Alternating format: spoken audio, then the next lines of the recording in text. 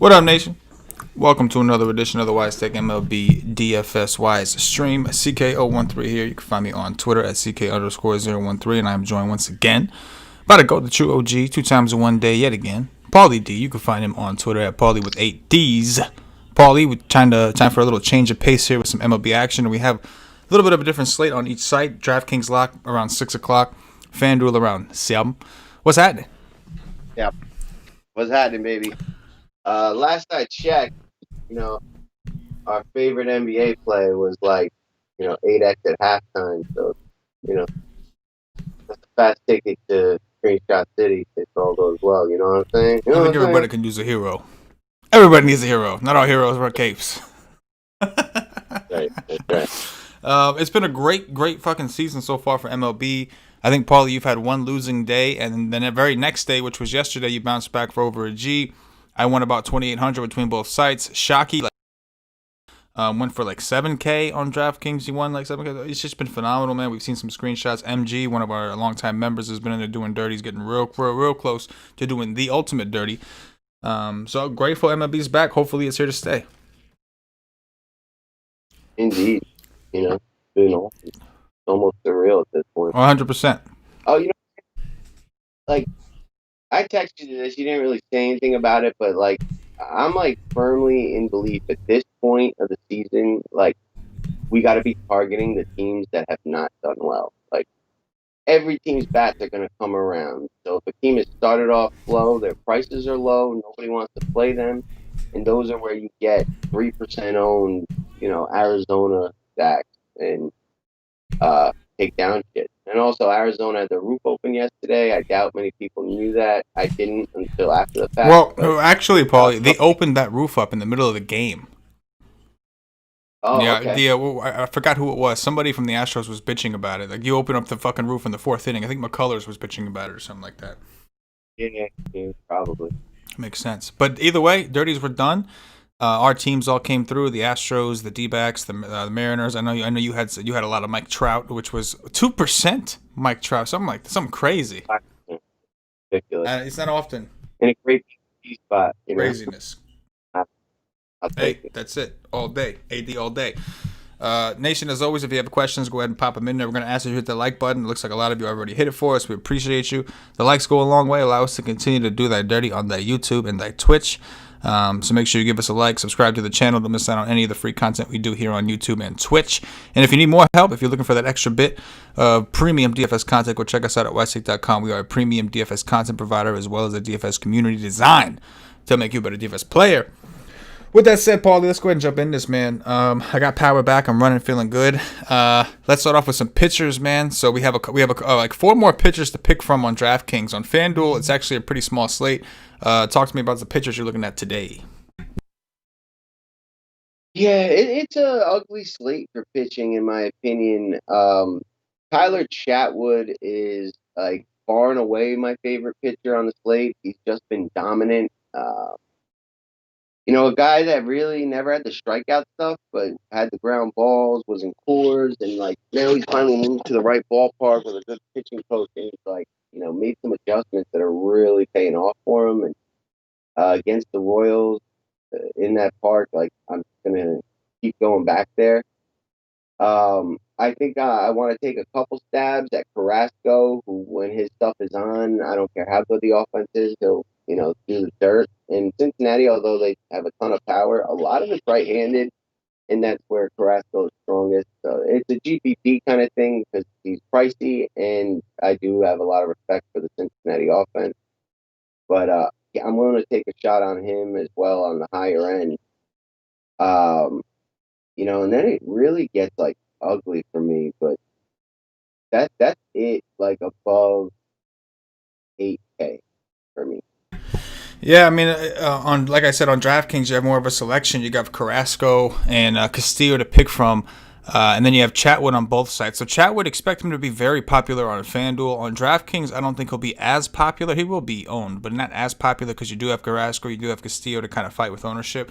Of the 3, I think for cash games, I'm in between Carrasco and Chatwood. I don't mind going with Chatwood simply because the opponent. I think the Reds are a little stronger of a team than Kansas City, but Chatwood also has a better park out there in Kansas City. But In tournaments, I do prefer Castillo to them both. The Cleveland Indians are actually like 5th in the league right now in strikeouts to righties. We're not accustomed to Indians striking out a lot. And again, it's early in the season. These are small samples. It's more about riding the trends. At some point, we do expect things to kind of turn around. We expect the teams that are actually don't strike out a ton to start not striking out, and vice versa. But I do like Castillo on DraftKings for tournaments. I'm going to have a fairly equal distribution of all three, even though Castillo is my favorite for tournaments. I don't think I'm going to have to be too heavy on him to be overweight on the field, because I think most will settle between Carrasco and Chatwood. But Chatwood, I was looking at the numbers. I don't see anything that says this ain't real. I mean, his swinging strike rate is absurd right now, and I think it'll come down a little bit, but I think it'll still be high.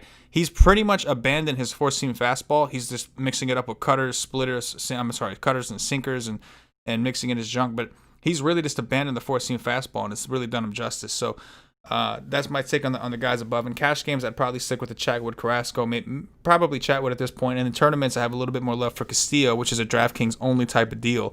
What about the mid tier, Paulie? Yeah, so I'm just gonna take this all the way down. There's really only like 2 tiers. There's no one over 10K. So, like I like the Yankees back, but they're pretty damn right-handed, and Eflin can be tough to righties. It's hard to really be interested in this Philly guy. They, were on quarantine, they haven't practiced. But the price with the strikeout upside, and not a ton of options, he's a guy that I'm going to use a little bit, just as a lack of options. Uh, Keller for the Royals, I'm not thrilled about taking on the Cubs, but it's a positive park. He's cheap, and he really seemed to stay out of trouble last year. And again, he's cheap enough to pair with, the Chatwood or the Carrasco and still get a pretty good, group of bats out there. Interested there.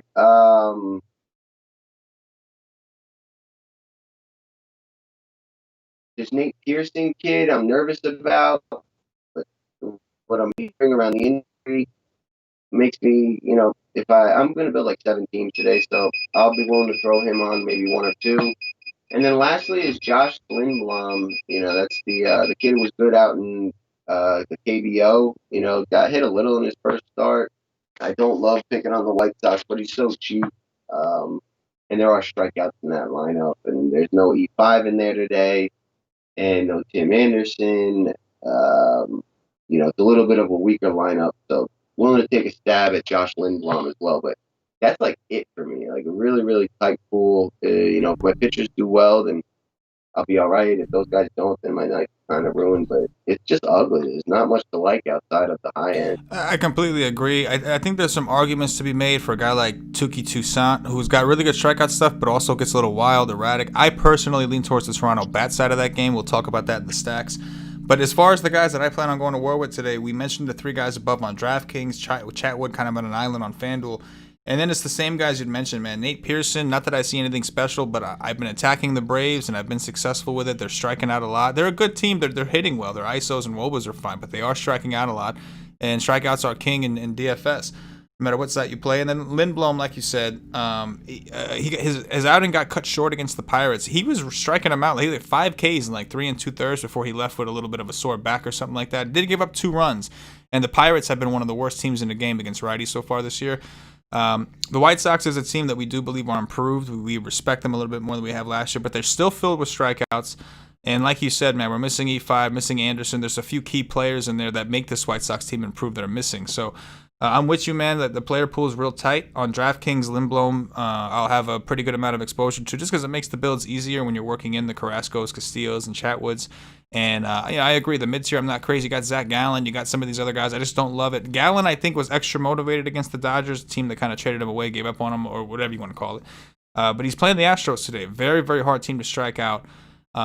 So there wasn't a ton that game in general. The D-backs striking out one of the least in the league right now. The Astros striking out one of the least. It just kind of left us with the options that we've gone over. So that's pretty much where I am too. Nothing really new to add.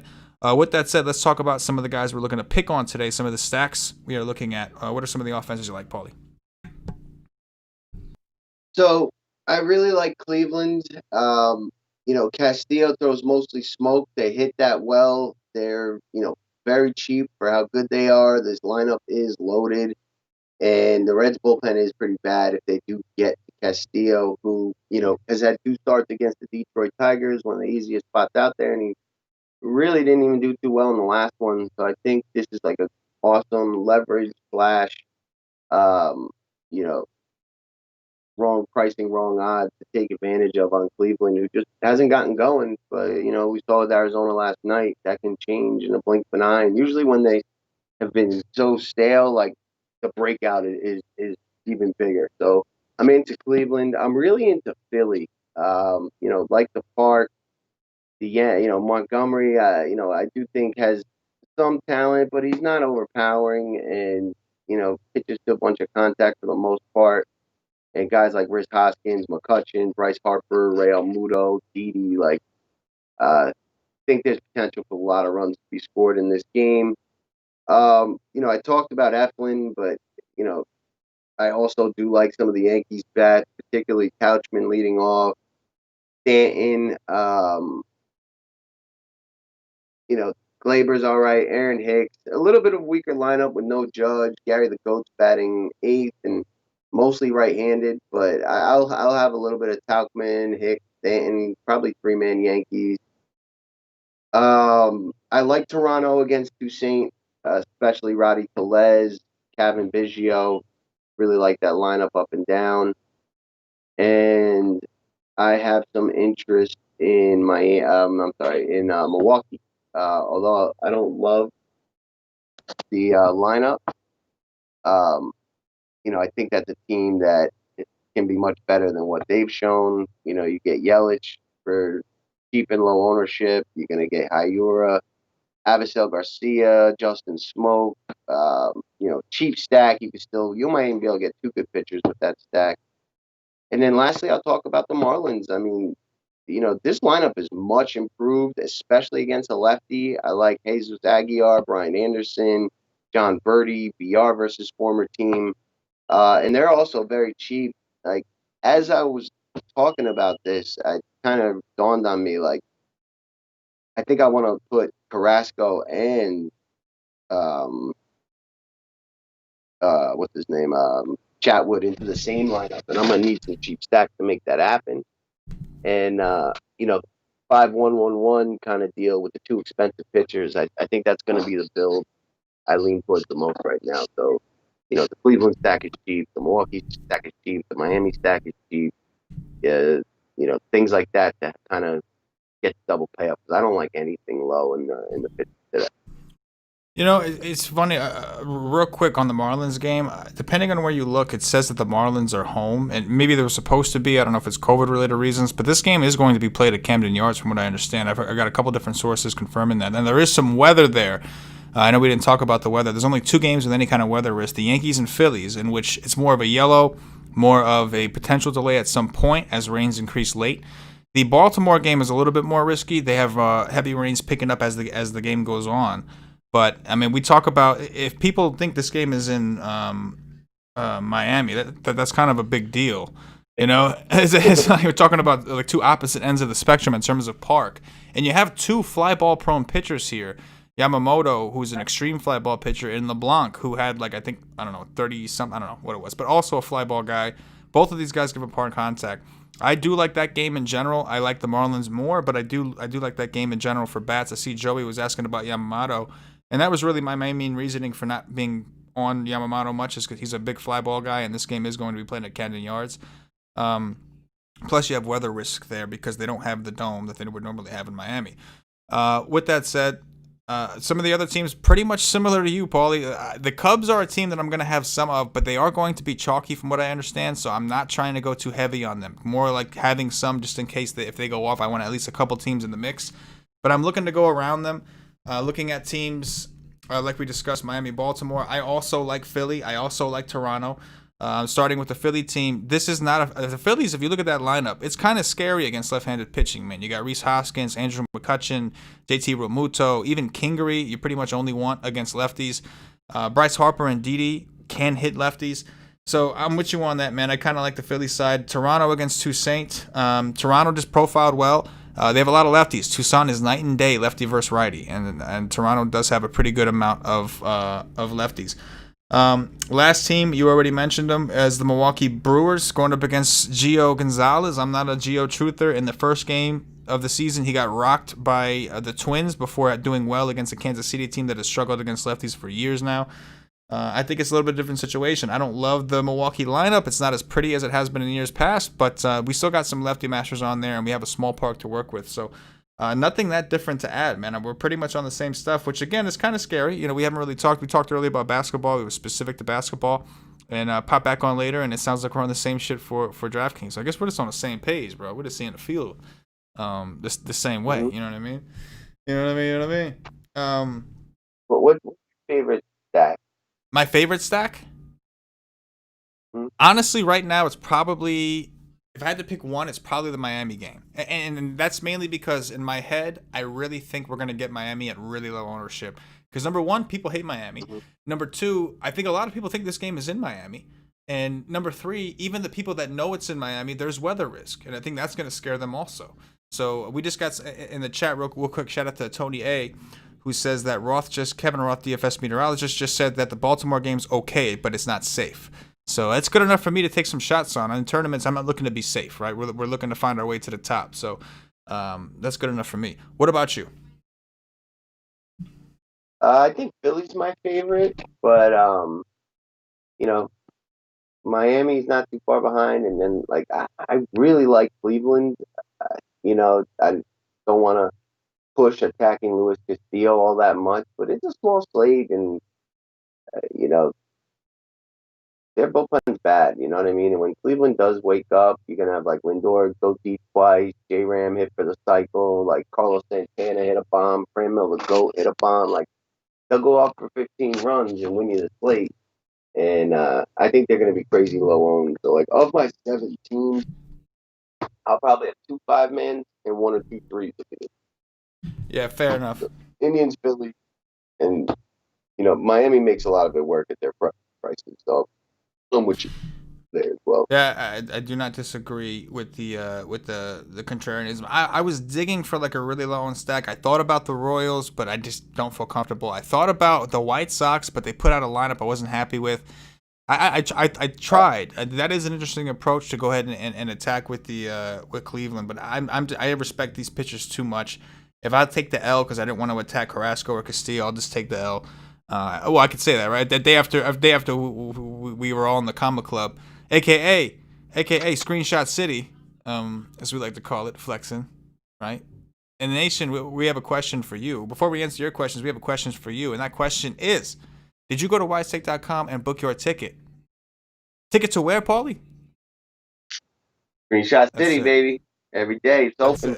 Open for business all day. No coronavirus, no, none of that shit. No mask needed. No mask. That's Screenshot City, baby. Big kitty. Screenshot City. Let's go.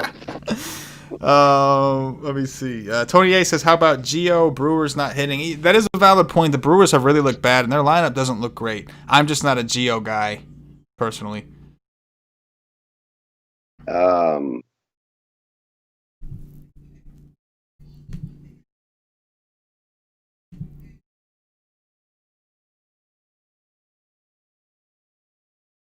Like,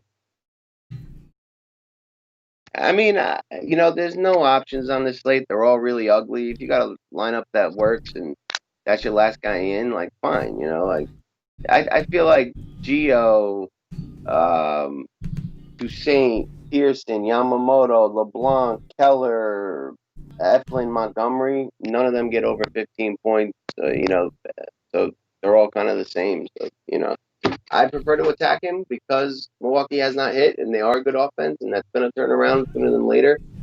But and the White Sox bullpen is no good, so you know Gio never really goes that deep either because he walks everybody.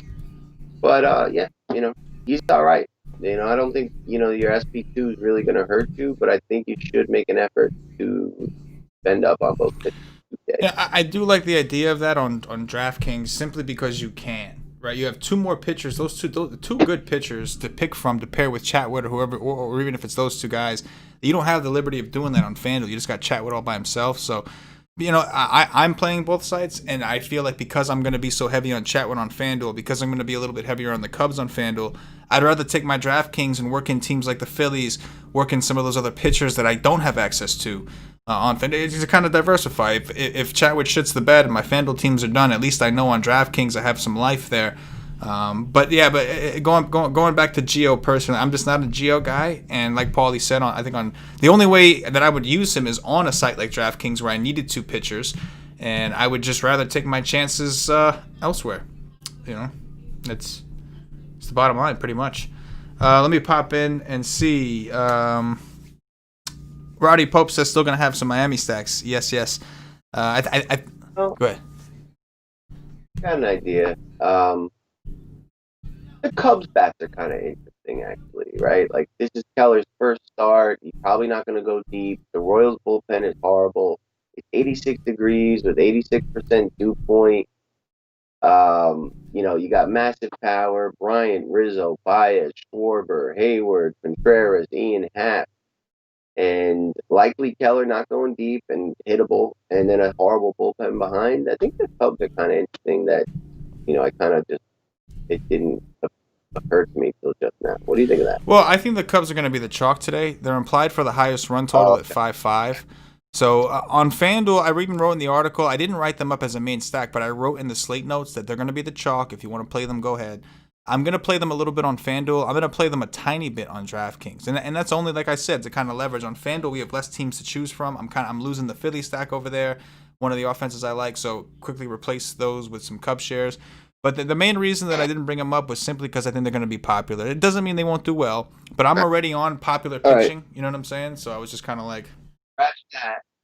What about going right back to Arizona after they did the dirt for us yesterday? Like, now they get some scrub, that we've never heard of, that's not going to go deep, and then a pretty, worn-out Houston bullpen. I don't mind it at all. I just think that we're going to see some people chase what we saw yesterday, and people not realizing that the roof was open yesterday. It makes a huge difference. I mean, for McCullers to come out and bitch about it, they all know it's a big difference. Like, they were pissed. Like, is it going to be open? No, they said it's going to be closed, but you can't trust because they said it was supposed to be closed yesterday, and they opened it halfway through the game.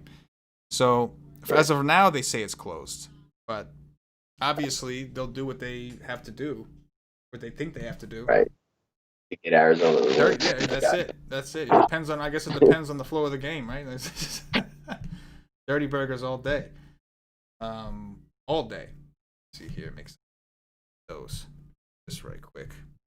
All right, as I finalize some of my teams on DraftKings, let's see here. Tony A says, are the Sox and Zona low-owned stacks? The Sox for sure. Lindholm should be fairly popular on DraftKings. Sorry. Yeah. Zona, I think, will be low-owned, but maybe not as low as they have been because of yesterday. Like, anybody that saw yesterday, where they were kicking themselves for not stacking Arizona. And I think that a lot of them are going to want to go back. I don't think it's a bad spot, to be clear. Like, Paulie brought them up. I don't think it's a bad spot. I just prefer the other ones. Holla. Joey says roof may be open again. It's pretty cool out here in Southern California, so that usually means it's cooler in Phoenix. Maybe, but they did announce they're closing the roof. Like, they already announced that they're closing it. So if they open it, it's going to be they decided halfway through the game, you know what? Our team's not scoring runs. Let's open the roof up. That's it. Cheat the cheat. Maybe that's what it's about. Maybe this might be the only team they pull that shit against because it's the Astros. Yeah, because no one's gonna say shit. Yeah. Who's gonna say shit? Fuck it. That's it. That's it. I think Joey might have cracked the code right there. Shit. Let's see what else we got here. I don't see any other questions. We got about 15 minutes, or about really 20 minutes for the first lock. Very simple. The slate is one of the smallest we've had, probably the smallest we've had so far, especially on FanDuel. It's a pretty good one. We'll be back at it tomorrow. The latest game going is like 9 o'clock, so it's not going to be that late of a sweat, not like yesterday when we had all the late games doing dirts. But it should be an interesting one. Paulie, anything in closing before we get out of here? Screenshot City. That's it.